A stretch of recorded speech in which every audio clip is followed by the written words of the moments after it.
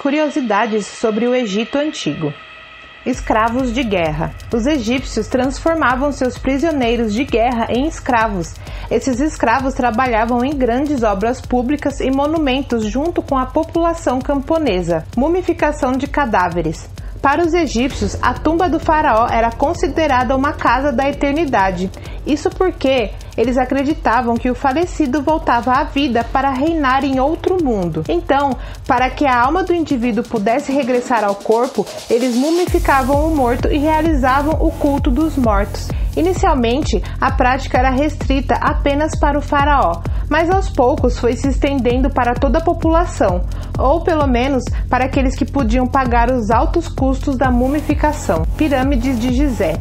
Centenas de pessoas morreram para que as pirâmides fossem erguidas. Era necessário um grande número de pessoas para o trabalho. Segundo o historiador grego Heródoto, para que fosse erguida a pirâmide do faraó Quéops, por exemplo, foram necessários em torno de 100 mil homens e sua construção demorou cerca de 20 anos e centenas de vidas foram perdidas devido às péssimas condições de trabalho e segurança. Os Hyksos. No ano de 1800 a.C., no Médio Império, o Egito sofreu com diversas invasões estrangeiras. Entre elas os Hyksos, que eram povos de origem asiática. A invasão dos Hyksos foi uma surpresa para os egípcios. Isso porque os Hyksos utilizavam cavalos, carros de guerra e armas feitas de metais. Todos esses equipamentos eram desconhecidos pelos egípcios até então. Devido a isso, os Hyksos conseguiram dominar o faraó e exercer poder sobre o Egito por quase 2 séculos. Conhecimentos.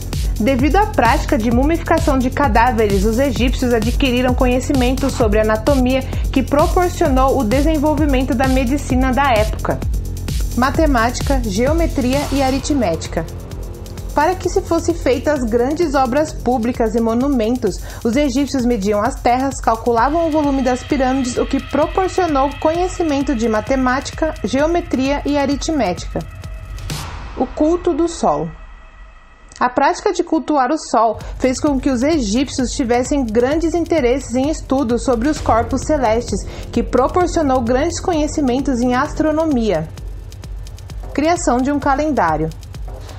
Devido aos conhecimentos sobre astronomia, os egípcios elaboraram um calendário composto por 12 meses, cada mês com 30 dias. Religião.